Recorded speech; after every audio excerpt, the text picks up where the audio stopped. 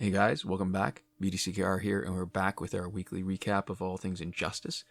This is the week of May the 4th, 2023. May the 4th be with you. And we have a current challenge of Teen Titans Raven.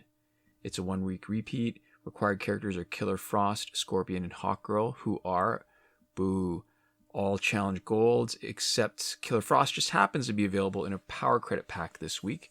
You know how we feel about this, that challenges should be a good entry point for newer players to get a good character, and having them be all challenge golds and require something that a lot of new players don't have is not great. It was brought to our attention in the comments last week that we didn't mention this, that you can always use the refund glitch to get the character that you want from the challenge pack, but it still takes a lot of time. So much better just to have the characters available in the store that you can just normally buy, especially bronze or silvers. So Teen Titans Raven has a passive of Demonic Embrace. Special attacks have a chance to drain 25% health and power. Raven receives all health and power that has been drained. She's got 1400 attack, 1200 health. Last available July 7th, 2022. She has excellent high stats. They are exactly the way we like them, with more of it in the attack. And her 25% drain of health and power is better than other percentage effects because it's a percentage of max health, not current health. So you compare that to Cassandra Cain Batgirl, who does 25% damage on tagging. Hers is only for current health, which means Cassandra Cain Batgirl can't use her passive to knock somebody out. When it's 25% of max health, this passive, you can see in the video that we're going to demonstrate, that you're seeing as a background for this, is showing you that she can actually knock out the opponents with that passive effect. It's estimated that there's maybe a 25% chance for this to trigger on her special 1 and 50% chance to trigger on her special 2. And after playing with her more and more in anticipation of this week, she is increased in our estimation, and she is tied with Rebirth Raven as our favorite out of 4 Ravens, the best Raven. So people often look at stats and passive and decide on the character based on that. And in the case of Teen Titans Raven, they're pretty good. Her passive is pretty strong. Her stats are really high. But there's one part of her actually that's not so obvious that matters maybe even more. So it's her special 2. Her special 2 has multiple hits that will track across more than one opponent, meaning you can knock out one opponent and still have lots of power or lots of damage left over and lots more hits for the next one. We saw in the last couple of weeks the problem with characters that might be really powerful but are unable to knock out an opponent except on the last hit of their special 2. They are very much limited in their damage output potential. So that means the direct damage of her special 2 can sometimes knock out 2 opponents at full health. But even if it only gives a love tap to the second opponent, even if it just touches them a little bit, her passive kicks in after completing the special 2, so it can steal power and drain enough health to knock out the second opponent. Now, what's interesting is that if her passive knocks out the opponent, the action of the passive, it doesn't count towards, it's not part of her special 2. So it doesn't count towards, say, power recovery with Tentu Totem. So if you knock out your opponent with the passive hitting, it doesn't trigger the Tentu Totem's power recovery. It also won't protect you from the opponent's tag in the way that being in the middle of your special 2 will. So that's important with characters like, say, Rebirth Raven, who if you knock out your opponent and then she tags in after the knockout, that passive effect, even if it triggers, is not going to protect you from any kind of incoming opponent's effect. But there's other good implications too, right? So because the passive doesn't count as part of the special, if special 2 doesn't do any damage, so for example, you're using it against Astroheart, it's not really special 2, it's just because we use it all the time. It could be special 1 or special 2. If either of your special doesn't do any damage, for example, with Astroharness's invulnerability, the passive can kick in and you still get your power back. So passive kicks in, takes away 25% of their health, takes away 25% of their power, and you still get your power back. So the other not so obvious thing is that her special 2, the first hit, is ranged. So some cards have a problem with Master's Death card. You want it there because the multiple hits that come on tagging generate power. So you want it to generate power for your main specialists to be a huge damage dealer. But the hits also shove the opponent back a bit, meaning that a special with limited range can miss if your timing is wrong. Best example for me is Bounty Hunter Lobo, where the first hit is the highest damage, it is not ranged at all, and you are completely motivated to use Bounty Hunter Lobo for his passive and increasing special 2 damage, but you've just got to be careful because you can't trigger it as soon as you tag in if you've got Master's Death card on him. Another interesting thing about her, about Teen Titans Raven, is that she can avoid Raven Prime's health swap. Despite being a multi-hit special 2, I want to say most of the hits will not trigger the health swap. And I think I need to pay attention the next time a health swap actually happens. And I think it might be the third from last hit that does trigger the health swap, but nothing else does. Oh, and the last hit, of course. So that's 154 weeks now of a repeating pattern that first appeared May 2020. And we have had 3 complete runs of a 43-week cycle, plus we are 25 weeks into the 4th cycle. If the pattern holds, next week will be New 52 Wonder Woman. And we've still got 23 challenge characters missing, despite having 43 characters that come in a regular cycle.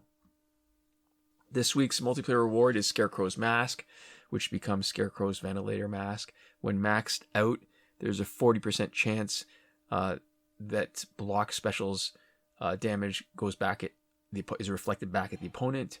On tag-in, healing is negated for 10 seconds, and when evolved on tag-in, there's a 100% chance to hide the enemy player's character icons. Last available September 29th, 2022. That's 122 weeks in a row of a consistent pattern, 3 complete cycles of a 31 reward sequence, and 29 in the 4th cycle. So we're almost done a 4th cycle. Unlike the challenge cycle, nothing is missing from multiplayer rewards. If the pattern holds, next week should be Arkham Origins Deadshot. So the awful thing is going from last week's most important gear in the game, Tantu Totem, to Scarecrow's Mask, which is probably among the worst legendary gears. The evolved ability to hide the enemy player's character's icons is completely useless against the AI, which seems to tag in randomly anyway. So that's one ability that's gone. Reflecting blocked specials damage is okay, as long as any reduced damage is from gear effects. Otherwise, you need to be taking some damage. Not great. And negating healing for such a short period of time almost never has an impact on the fight. There's not enough value to make Scarecrow's Mask worth a slot. All right, in the store, Bleed Out Pack for $24.99 Canadian. And it was last available a year ago. It's been about that price every time it's been around. Batman Returns Catwoman, Regime Aquaman, and Mortal Kombat Scorpion. So 2 are challenge, one's regularly available in store. Not worth it. That's not the story in the store this week. The biggest story is the Survivor Pack. For 595,000 power credits, you can get Killer Frost, Wonder Woman 600, and Killer Frost Regime. Why that's important is that 2 of those characters, Wonder Woman 600 and Killer Frost Regime, they are challenge characters that are missing from the rotation. Oh, I should point out, we are demoing Wonder Woman 600 on this team with Teen Titans Raven. Really good support character. And so, because they're missing, the only way to have gotten them in the last 3 years would be in special packs and maybe sometimes in the Phantom Zone. Because this is one of the Survivor packs. It was actually last available September 2021. Wow. Year and a half ago. The most recent Survivor pack was the Mortal Kombat X Scorpion and Bounty Hunter Lobo that was way more credits, 670,000 credits. It was around for 30 plus weeks. We also, even before that, there was the Batgirl, Arkham Origins Deathstroke, and Containment Doomsday pack Then we had Teen Titans Cyborg, Animated Harley Quinn, and Animated Batman Beyond pack. And then we also had another Survivor pack of Arkham Origins Deathstroke, Batgirl, and Containment Doomsday. I would say arguably this might be one of the best, only because Wonder Woman 600 plus Killer Frost are both excellent support characters. You can find a good use for them on a lot of really effective teams. Character bundle, Arkham Allies around for the second week. We talked about it last week, so no point belaboring that. And a bunch of other packs that have been around for more than a year, so we're not going to get into those either. Phantom Zone is finished. Fight 62 is still broken. And last weekend's breakthrough for golds was, as expected, Sinestro, Green Arrow, and Scorpion. Coming weekends is probably Joker, Nightwing, and Darkseid. Link in the description to a Reddit thread from Devlin16 that goes over the complete breakthrough cycle. And so this is the beginning of the month. And like we say before, as far as current glitches go, we go into more detail every time something significant changes, which hasn't happened in a while, but even if nothing happens, we still do a more detailed review once a month, and that is now, because our last one before this was the beginning of April. If you don't have the patience for this, you can also see a video tutorial for every working glitch in our playlist, Current Glitches, linked in the description of this video. The only thing probably worth mentioning is that the challenge reset glitch has been confirmed to be working on this week's Teen Titans Raven. If that's what you need to know, it has been confirmed.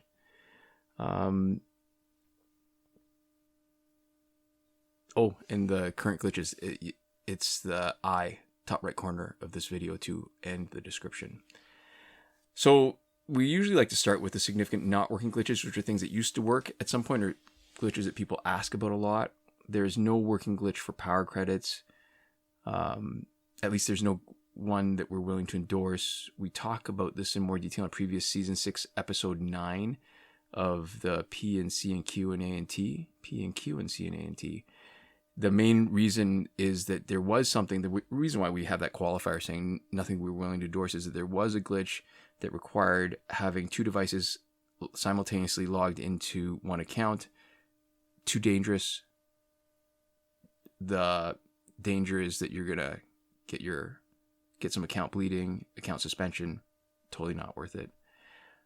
Glitch for getting repeated past multiplayer season rewards is not working. The glitch for early multiplayer season rewards is not working, at least not in a way that is exploitable, although some people seem to trigger it inadvertently every once in a while and then end up wasting the season of multiplayer.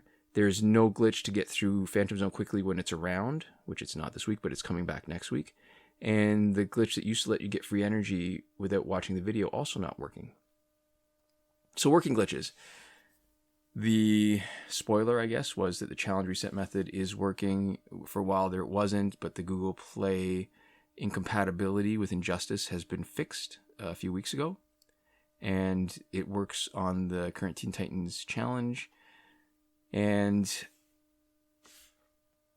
description has a comment from a viewer, Tammy Kakde, that goes a little bit into how if you're doing this on Android 10, instead of having to re-download more than 1 gig of data, you can shift around some files so that you can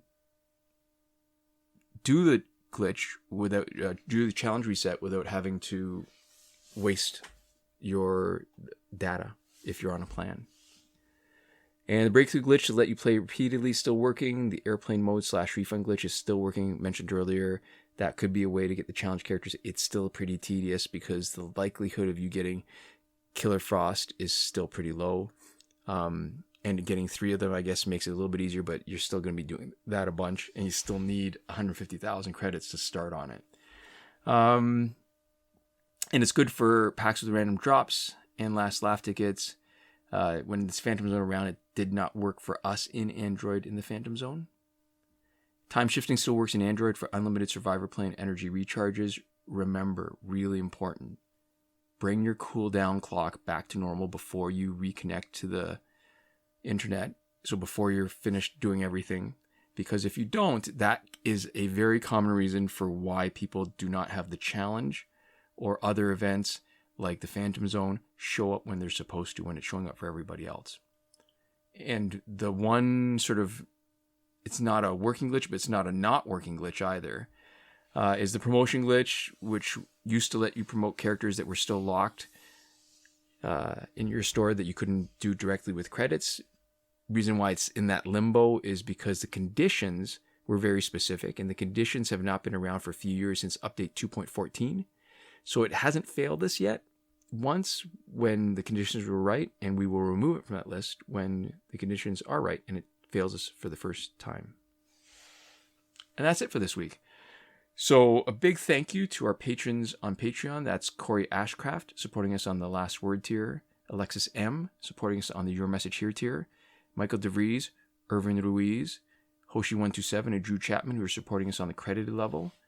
And the other very generous people whose names you see on the screen right now, who have supported us at some time, at some point during this pandemic. And thank you guys so much for watching. Before I get into see you next time, we've got something really interesting coming up. We're going to be doing a collaboration video, which we've never done before. And if it doesn't come up next week, we're hoping that we're going to have it done for the week after. Thanks guys so much for watching. Komoda.